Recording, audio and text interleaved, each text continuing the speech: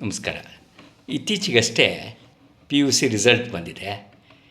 ಯಾರನ್ನು ಕೇಳಿದರೂ 95, 98 ಈ ರೀತಿಯ ಮಾರ್ಕ್ಸ್ಗಳನ್ನೇ ಹೇಳ್ತಾ ಇದ್ದಾರೆ. 600ಕ್ಕೆ 600 ಬಂದಂಥವರು, 600ಕ್ಕಿಂತ ಜಾಸ್ತಿ ಕೊಟ್ಟವರು ಎಲ್ಲರೂ ಕಾಣ್ತಾ ಇದ್ದಾರೆ. ಈ ನಮ್ಮ ಕಾಲದಲ್ಲಿ ಪರೀಕ್ಷೆಯ ಫಲಿತಾಂಶಕ್ಕೆ ಮುನ್ನ ಹೇಗಿರ್ತಿತ್ತು ಅನ್ನುವುದನ್ನು ಒಮ್ಮೆ ಯೋಚನೆ ಮಾಡಿದರೆ ಇವತ್ತಿಗದು ನಗು ಬರುತ್ತೆ. ಬಹುಶಃ ಇಷ್ಟೊಂದು ಮಾರ್ಕ್ಸ್ಗಳ ಆಕಾಂಕ್ಷೆ ಏನೋ ಆಗಿನ ಕಾಲದ ಹುಡುಗರೇನಿರಲಿಲ್ಲ. ಆಕಾಂಕ್ಷೆ ಅಂತ ಅನ್ನೋದಕ್ಕಿಂತ ಅವರು ಅಷ್ಟೊಂದು ಇಷ್ಟನೋ ಏನೋ ಅಷ್ಟೇ ಬರಬೇಕು ಅನ್ನುವ ಕಷ್ಟಪಟ್ಟು ಓದ್ತಾನೂ ಇರಲಿಲ್ಲ, ಅಷ್ಟೊಂದು ಇಷ್ಟಪಡ್ತಾನೂ ಇರಲಿಲ್ಲ ಅಂತ ಕಾಣುತ್ತೆ. 30 ಕೇಳ್ತಾ ಇದ್ದಿದ್ದೇ ಪಾಸ್ ಆಯಿತಾ ಫೇಲ್ ಆಯಿತಾ ಎರಡೇ. ಎಷ್ಟು ಗ್ರೇಡ್ ನಿಂದು, ಎಷ್ಟು ಟೋಟಲ್ ಮಾರ್ಕ್ಸ್ ಎಷ್ಟು, ಇದು ಯಾರನ್ನೂ ಎಂದೂ ಕೇಳಿದವರಲ್ಲ ಅಂತ ಕಾಣುತ್ತೆ. ಹೀಗಾಗಿ ಅದಕ್ಕೆ ಮುನ್ನ ಸಿದ್ಧತೆ ಏನಿರ್ತಿತ್ತು, ಪರೀಕ್ಷೆಗೆ ಮುನ್ನ, ರಿಸಲ್ಟ್ ಬರಲಿಕ್ಕೆ ಮುನ್ನ ಹೇಗೆ ನಾವು ಬಾಲ್ಯದಲ್ಲಿ ಗುಂಪಾಗಿ ನಮ್ಮ ಫಲಿತಾಂಶವನ್ನು ಮುನ್ನವೇ ತಿಳ್ಕೊಳ್ತಕ್ಕಂಥ ಒಂದು ಅಭ್ಯಾಸ ಇಟ್ಕೊಂಡಿದ್ವಿ ಎಲ್ಲರೂ. ಸಾಮಾನ್ಯಕ್ಕೆ ಅಗ್ರಹಾರ, ಚಿಕ್ಕಪೇಟೆ ಈ ಕಡೆ ಇರ್ತಕ್ಕಂಥ ಎಲ್ಲ ಜನರು ಹಾಗೂ ನನ್ನ ಕಾಲದವ್ರಿಗೆಲ್ಲ ಇದು ಗೊತ್ತಿರಲಿಕ್ಕೆ ಉಂಟು.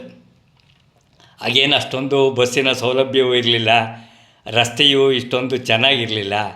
ನಾವು ಅಗ್ರಹಾರದಿಂದ ಫಲಿತಾಂಶ ಬರುವ 1-2 ವಾರಗಳ ಮುಂಚೆಯೇ ನಮ್ಮ ಫಲಿತಾಂಶ ತಿಳ್ಕೊಳ್ತಕ್ಕಂಥ ಒಂದು ಕುತೂಹಲದಿಂದ ನಾವೆಲ್ಲರೂ ನಡೆದು ತುಮಕೂರು ಅಮಾನಿಕೆರೆ ಪಕ್ಕದ ಒಂದು ರಸ್ತೆಯಲ್ಲಿ, ಸೀಳು ರಸ್ತೆಯಲ್ಲಿ ಬಂದು ಬೈಲಾಂಜನೇಯನ ಗುಡಿಗೆ ಬರ್ತಾಯಿದ್ವಿ. ನಮ್ಮ ಪರೀಕ್ಷೆಯ ರಿಸಲ್ಟ್ ಹೇಳ್ತಕ್ಕಂಥವನೇ ನಮ್ಮ ಬೈಲಾಂಜನೇಯನ ಗುಡಿ ಆಂಜನೇಯ ಸ್ವಾಮಿ. ಆ ಕಾಲದಲ್ಲಿ ಆಂಜನೇಯನ ಹತ್ರ ಬಂದು ಕೈ ಮುಗಿದು ಬಾಳೆಹಣ್ಣು ಕೈಗೆ ಕೊಟ್ಟು, ಪುರೋಹಿತರ ಕೈಗೆ ಕೊಟ್ಟು ಆಂಜನೇಯನ ಬಾಯಿಗೆ ಕಚ್ಚಿಸ್ತಾಯಿದ್ವಿ. 3 ಪ್ರದಕ್ಷಿಣೆ ಬರೋದ್ರೊಳಗಾಗಿ ಆಂಜನೇಯನ ಬಾಯಿಂದ ಬಾಳೆಹಣ್ಣು ಬಿತ್ತು ಅಂದರೆ ನಾವು ಖಂಡಿತ ಈ ಸತಿ ಬರೆದಿರುವ ಎಕ್ಸಾಮಲ್ಲಿ ಪಾಸಾಗ್ತೀವಿ ಅನ್ನೋದು ಒಂದು ದೃಢ ನಂಬಿಕೆ. ಪರೀಕ್ಷೆ ಒಂದಕ್ಕೆ ಅಲ್ಲ, ಇವತ್ತಿಗೂ ಕೂಡ ಬೇರೆ ಬೇರೆ ಕೆಲಸದ ವಿಚಾರಕ್ಕೆ, ನಮಗೆ ಈ ಕೆಲಸ ಆಗುತ್ತಾ, ಜಮೀನು ತೊಗೋಬೋದಾ, ಮನೆ ತೊಗೋಬೋದಾ, ಇನ್ನೆಲ್ಲ ಇತರೆ ವ್ಯವಹಾರಗಳಿಗೂ ಆಂಜನೇಯನ ಮೊರೆ ಬಿದ್ದು ಬೈಲಾಂಜನೇಯನಿಗೆ ಬಾಳೆಹಣ್ಣು ಕಚ್ಚಿಸೋದು ವಿಶೇಷ. ಬಹುಶಃ ಈಗ ಕವಚ ಹಾಕಿರ್ತಾರೆ, ಮುಂಚೆ ಅಷ್ಟೊಂದೇನು ಕವಚ ಎಲ್ಲ ಹಾಕಿರ್ತಿರ್ಲಿಲ್ಲ. ಶನಿವಾರ ಬಂದಾಗಂತೂ ಬಹಳ ಜನಕ್ಕೆ ಇದು ಒಂದು ಶ್ರದ್ಧಾ ಕೇಂದ್ರ. ಆಗ ಯಜಮಾನರು, ತಾತ ಅವರು ಪುರೋಹಿತರಿದ್ದರು.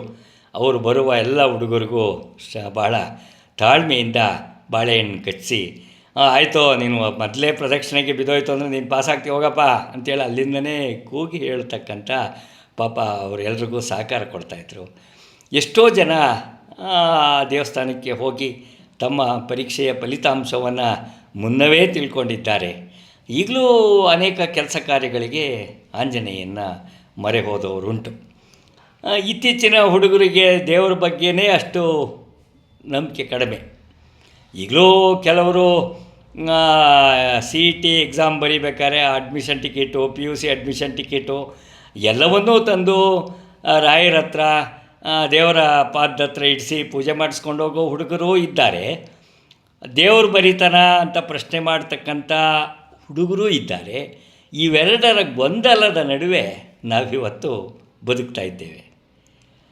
ಇದ್ದಾನೆ ಅಂತೇಳಿ ಪ್ರಹ್ಲಾದ ನಂಬಿದ, ಇಲ್ಲ ಅಂಥೇಳಿ ಪ್ರಹ್ಲಾದನಪ್ಪನ ವಾದ.